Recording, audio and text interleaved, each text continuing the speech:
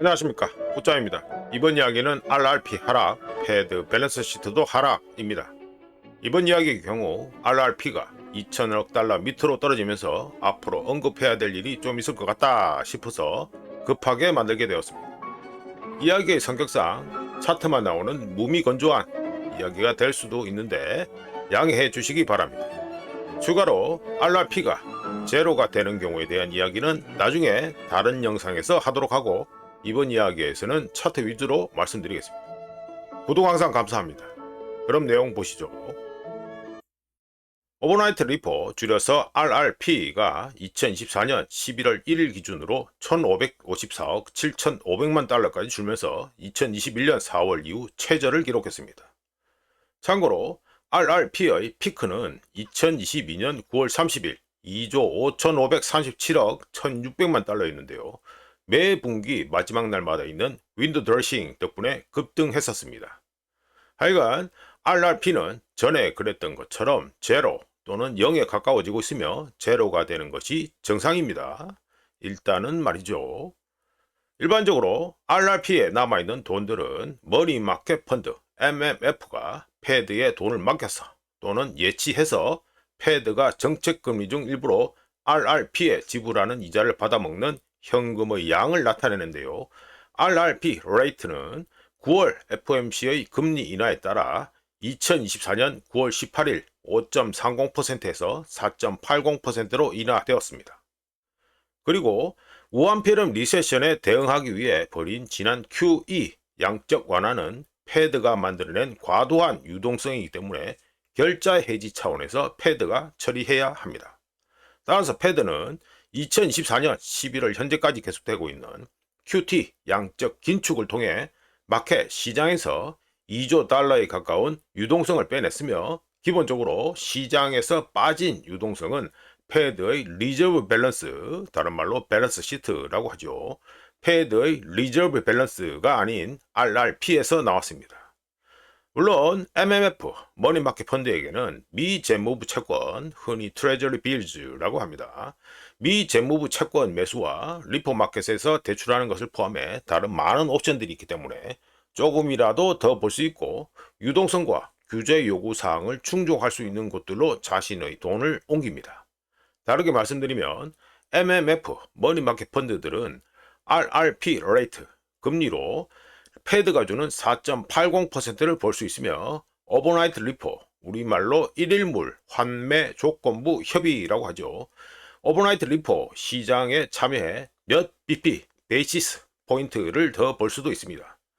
일반인들이 보기에 꼴랑 몇 BP라고 할 수 있지만 돌리는 돈의 규모가 억수로 큰데다가 MMF의 경우 안정성을 최우선으로 하기 때문에 꼴랑 몇 BP라고 하더라도 참여합니다. 참고로 MMF의 규모는 6조 5천억 달러에 달하는데요. 그중 2024년 11월 1일 기준으로 1,554억 7,500만 달러가 패드의 RRP에 예치되어 있으며, 나머지 대부분은 꼴랑 몇 BP라고 하더라도 안전하게 더 많은 돈을 벌 수 있는 곳에 넣어둡니다.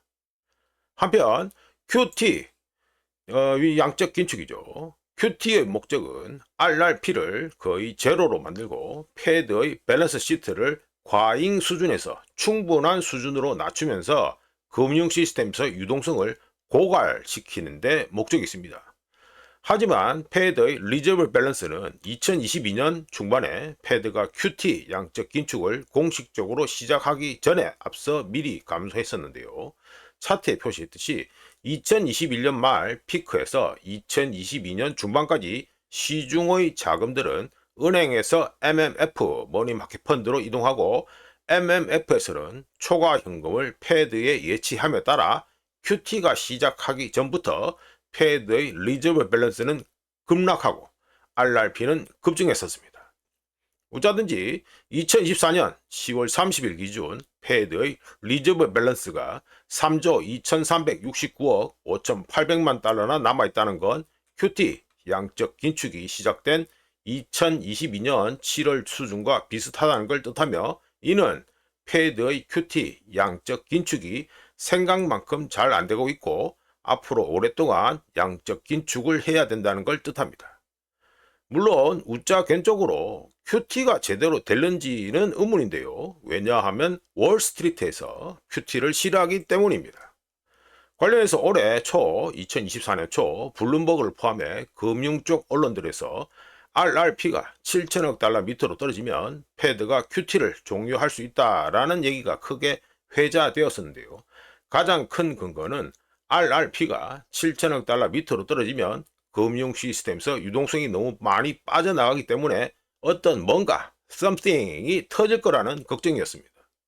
물론 맨 처음 RRP 차트에서 확인되었듯이 2천억 달러 선이 붕괴되었음에도 불구하고 다행히도 아직까지는 아무것도 터지지 않으면서 걱정이 기우였다라고도 말할 수 있게 되었습니다.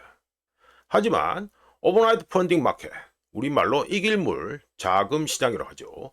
오버나이트 펀딩 마켓의 스프레드가 움직이기 시작하는 모습이 목격되는데요. 다음과 같습니다. 먼저 이 FFR, 이거를 연금기금 실효금리라고 합니다. 이 FFR은 은행 간 무담보 당일 대출의 1일 거래량 볼륨을 추적하는데요. 대략 규모는 1,000억 달러가 됩니다. 이 FFR은 9월 FOMC 미팅에서 금리 인하를 하기 전에 5.33%였다가 50bp 인하한 후 별다른 변동 없이 4.83%를 유지하고 있는 중입니다. 다음으로 미 재무부 증권으로 담보된 당일 그리고 특정 상대방 3자 일반 담보 재매수 계약 리포라고 하는데요. 특정 상대방 그리고 당일 3자 일반 담보 재매수 계약에 대한 금리를 측정하는 TGCR이라고 있습니다. 우리나라 말로 하면 3자 일반 담보 금리라고 할 수 있는데요. TGCR은 2024년 3, 4분기 말, 즉 2024년 9월 말에 4.81%에서 11bp 상승해 4.92%가 되면서 살짝 급등했었고요. 덕분에 이 FFR과의 스프레드를 9bp 정도로 만들었었습니다. 물론 TGCG의 경우 이 FFR보다 낮은 게 일반이기 때문에 9월 말 이후 빠르게 이 FFR 밑으로 떨어졌었고요. 하지만 2024년 10월 말 기준 4.81%에서 4.85%로 4bp 다시 상승해 이 FFR 대비 2bp 포지티브 스프레드를 형성한 상태입니다. 참고로 TGCR은 대략 7,500달러, 7,500억 달러 정도의 1일 거래량을 추적합니다. 이어서 TGCR보다 광범위하게 미 재무부 리포들의 1일 거래량 대략 2조 2천억 달러가 됩니다. TGCR보다 광범위하게 미 재무부 리포들의 1일 거래량을 추적하는 SOFR, 우리말로 하면 이길 담보 금융 금리가 됩니다. SOFR의 경우 TGCR보다 더 많은 움직임을 보여줬습니다. 2024년 3, 4분기 말을 앞두고 SOFR은 4.83%에서 22bp 상승하더니 10월 1일 5.05%가 되었고, 덕분에 이 FFR과의 스프레드가 22bp로 확대되었습니다. 그 다음 SOFR은 빠르게 안정되었다가 10월 31일 4.81%에서 4.90%로 다시 8bp 상승하면서 이 FFR과의 스프레드가 7bp로 또다시 확대되었습니다. 오버나이트 레이트, 그러니까 콜 금리라고 하죠. 오버나이트 레이트들에서 보이는 일시적인 문제와 관련해 로리, 로건, 댈러스, 패드 총재는 2024년 10월 21일 연설에서 아래 우짜가 영상에 캡처한 그 내용 부분인데 바로 한글로 우리나라 말로 해가지고 바꿔서 말씀드리겠습니다.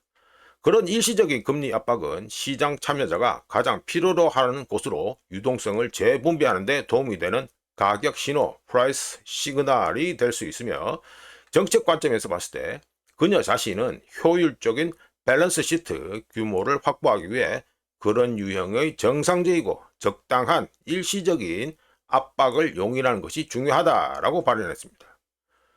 금융 쪽 말이다 보니까 말이 복잡한데요. 간단하게 줄이면 QT, 긴축, 영적 긴축 진행에 따라 패드 밸런스 시트의 규모와 구성을 정상화하는 과정, 즉 일시적인 금리 압박은 가격 신호, 프라이스 시그널이 될 수 있으며 그런 과정을 통해 시장의 유동성을 가장 필요한 곳으로 재분배하는 효과를 볼 수 있다라는 얘기가 되겠습니다.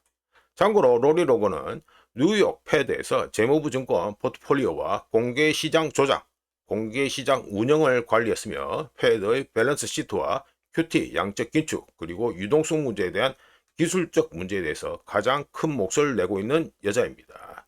전문가지요. 대부분의 사람들이 생경한 RRP 얘기했는데요. 마무리해보면 로리 로건의 말에 따르면 리포 시장에서 보이는 산발적인 금리 급등은 첫 번째, 금융 시스템이 더 이상 과도한 유동성에 빠지지 않고 두 번째, 과도한 유동성이 존재는 하지만 그런 과도한 유동성을 필요한 곳으로 흐르게 유도하기 위해 금리를 사용하는 역할을 하고 있다라고 풀이할 수 있습니다.